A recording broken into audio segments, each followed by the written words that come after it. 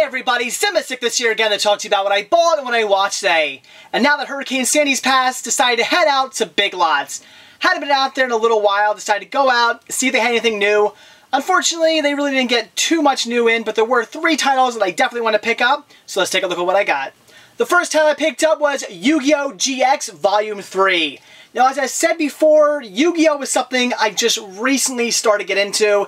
In fact, I'm so new to Yu-Gi-Oh! I really wouldn't even say that I have gotten into it yet. I'm trying to get into it. I've only ever seen a few episodes of this, so it's nothing I've really become a huge fan of yet, but I have liked what I've seen thus far, so I am looking forward to seeing more and more and really getting into this series. So for $3, had to pick it up. Then for another $3, I picked up Slums of Beverly Hills. This here's a movie I may or may not have seen before. After reading the synopsis and seeing the picture on the back, I started to think I might have seen this on TV. I might have caught at least half of this on TV before. And if I have, I remember actually enjoying what I've seen. Though I could be thinking of a completely different movie, I'm not sure. So for $3, I figured I'd pick it up, check it out, and see if I've seen it before. And the last title I picked up was Copycat, again for $3. This I'm simply grabbing to replace my VHS copy. However, I've not yet watched my VHS copy. So now that I have it on DVD, definitely got to check it out. So that's it for what I bought today, so now it's what I watched. And today's Halloween Horathon title was actually a double feature set, and those titles were How to Make a Monster and Blood of Dracula, which comes in this Samuel Z. Arkoff collection called Classic Set. And these titles were something I was definitely looking forward to checking out, especially How to Make a Monster, because I do own and have seen the remake, and that is not really all that good. It's very, very mediocre. I really wouldn't recommend it all that much. So I've been definitely looking forward to checking out the original. And it was fantastic. I loved the hell out of this movie.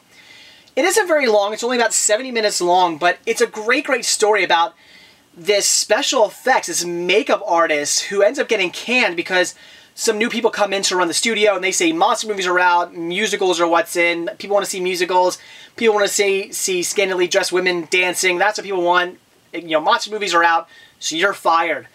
Well, of course, he doesn't take this very well, and he ends up coming up with this chemical to put on some of the teenagers who he's making up to look like monsters in this last movie he's doing, and this chemical makes it so he can control them, so he ends up having these teenagers dressed up like a wolfman, like a Frankenstein monster, killing people, and they're killing the executives who are taking the company over, and they're killing guards, and he even dresses up at one point as a monster and kills somebody. And it's just very, very interesting to see these people going around killing everybody, and just the idea of all these, you know, basically these teenagers and the actual makeup artist being dressed up as monsters going around killing people for revenge against firing him, basically, and ending the monster movie regime for this one movie studio. And it's just a great, great story. Again, all about revenge. The only downfall I would say is the ending. They end up going back to the 2 teenagers and the assistant of the makeup artist and the actual makeup artist.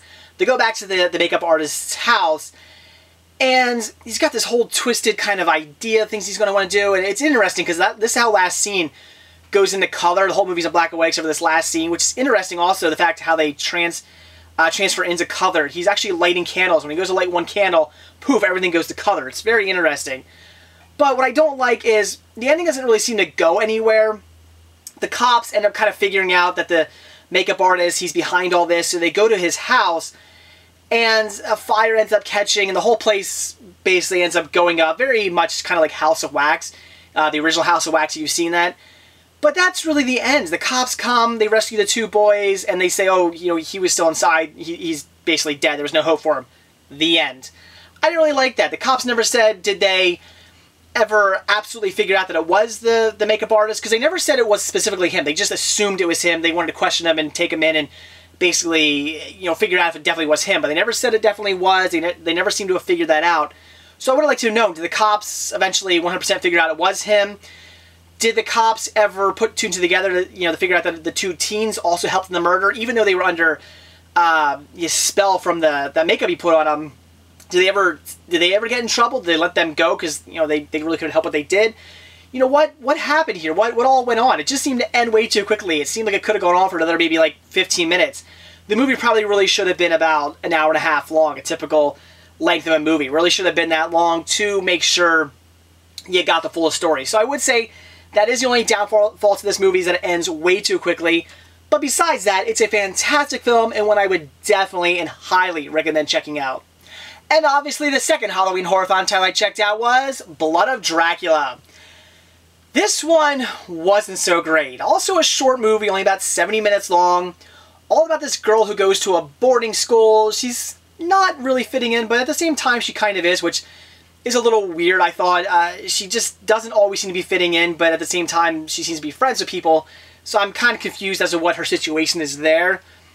But you have this one science teacher who ends up hypnotizing her with this pendant, but it actually turns her into a vampire, and she's going around killing people, and it's just pretty ridiculous.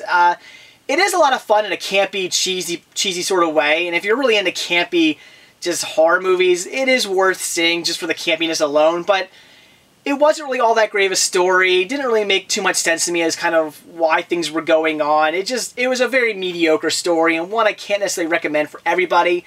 Like I said, if you love camp, yeah, check it out. You might get a kick out of it. It wasn't awful. It just wasn't all that great as well. So, not too much to say about it. Just a girl who is being transferred into a vampire, going around, sucking people's blood. If you like camp, check it out. So that's it for what I bought when I watched today. Definitely excited about the 3 titles I picked up from Big Lots today. Certainly looking forward to checking those out. And also watching my double feature set of How to Make a Monster and Blood of Dracula. Like I said, How to Make a Monster was fantastic. An excellent revenge horror movie. I love it. I also like that it's about a makeup artist. That's really cool. So a great movie that I would highly recommend checking out. And Blood of Dracula, as I said, it's not for everybody. It was mediocre, but it was an okay watch. It certainly wasn't horrible. And if you like 50s camp, it's worth checking out. So that's it. Thanks for watching. Stay tuned to see what I bought when I watch tomorrow. See ya.